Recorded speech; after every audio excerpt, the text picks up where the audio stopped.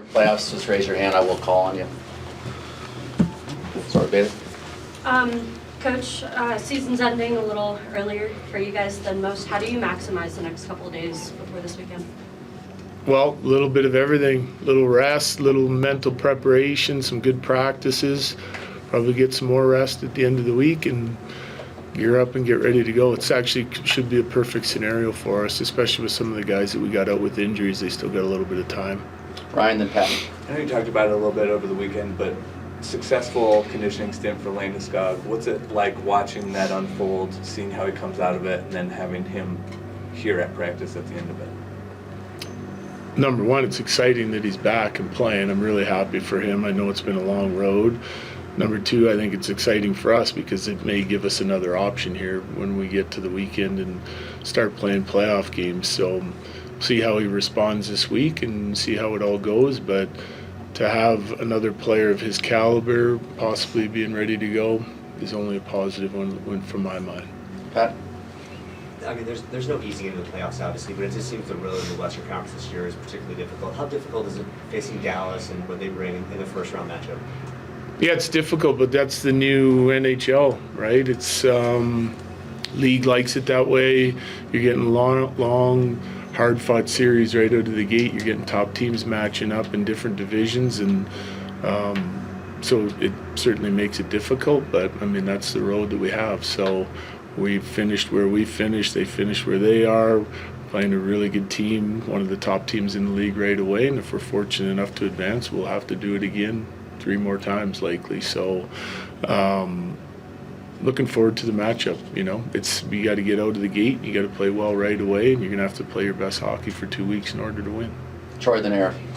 Coach, when I talked to you earlier in the year about the new goalies, you said, they gave you reliability, kind of knew what to expect. What is it about McKenzie specifically that makes you feel like he's ready for the moment and the pressure of the playoffs? One thing kind of missing on his resume right now. Yeah, I just think it's, you are what you repeatedly do, and he's been really good for us. So you watch him play, you watch what he brings to the table when it comes to size, ability. He's a veteran guy with lots of experience, even though he hasn't been in the playoffs, and I think that can continue to translate into playoff hockey. I mean, he's been good in big games for us. He's been good in all situations, and we feel like that you just keep doing what you're doing and you'll be just fine. Eric. Jared, over the last whatever it's been, months since the trade deadline, you've talked a lot about the center depth and what they've brought in. Specifically, Charlie Coyle, even before his offensive production, it was a lot of his face-offs and his two-way play and all that. But now that he's starting to produce the way that he is, like, he has a lot of playoff experience. Like, do you see him kind of as like an X factor in your lineup? Yes. Yeah, I do. Since he's been here, actually, and because of all those reasons you just stated, I think it becomes even more important, that depth that we added when you're playing a team like Dallas. Because from night to night, I couldn't tell you what their first line is, right? Is it Hintz, Robertson, and Mikko? One night carries their team to victory. The next night it's Ben and Johnston, and the next night it's Duchesne, Marchment, and Seguin. So those 3 lines and the way they produce and the way they play, and pretty equally distributed throughout the course of games.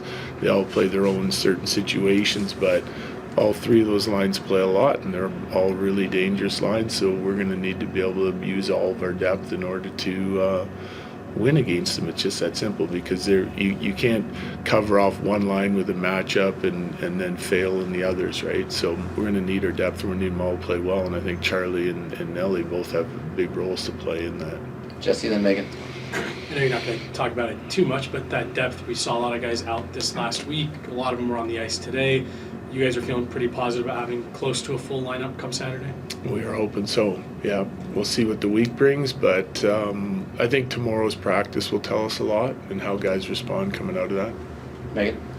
What are some similarities and differences of the Dallas team that you saw in the playoffs last year and the Dallas team you're expecting for round 1? Yeah, well, the depth scoring, their forward group, that's I'd say the biggest similarity. I think they were a dangerous team last year offensively, and they're a dangerous team again this year. They finished top 6 in goals for and goals against this season, so kind of when you look at the analytics from last year, same kind of thing. You know, they've struggled a little bit here recently keeping the puck out of their net, but I think that's part of just where they were in the standings and, you know, the circumstances that they're in, sort of comfortably in that second spot. And I expect them to bounce back and that it'll be a hard-fought series. So I think in areas of our game that we should be better than we were last year.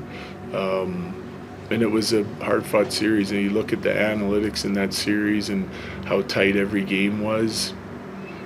Pretty close series, ended in 6, and we were on the short end of that, so we have to be, you know, incrementally better in a few different areas. Ryan, then Bailey again. I know you said we'll see how the week goes for Gabe in particular, but at this point, is there sort of a plan, like ramp up to a potential game 1, or is it just we'll see when we get? Yeah, we'll see. You know, I got to make lineup decisions too. So at some point here, and we're talking about a bunch of different scenarios. So then it could be ramp up for game 1, maybe not. We'll just have to see how the week goes. Okay. From November to January to March, you guys have had a lot of new guys come into this group. Do you feel like they've assimilated and found the identity of this group at this point? Yeah, I do.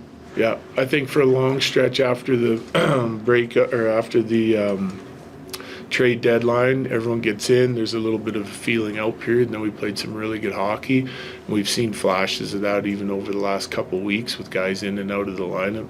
It's given us some opportunities to keep experimenting with our lines and see who's playing well together. And we certainly have some guys ramping up here for the playoffs, Coyle being one of them, which is really good to see when it comes to the offensive side of things. So guys are rested. I think we feel pretty good about it, and we'll start our prep as a team tomorrow. A few last ones, Evan.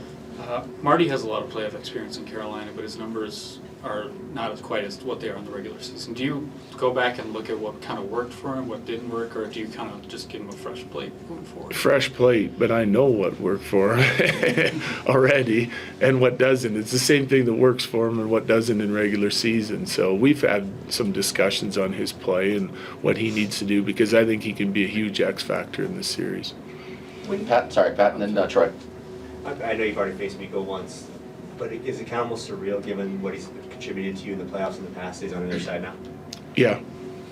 It's going to be different, you know, but that's his new home, and it's going to be his new home for 8 years. So that's the life of pro hockey sometimes, in the business side of it. So he's going to be a big factor in this series. And again, it's not just one player and one line. It's, you know, a pretty deep team over there that we have to deal with.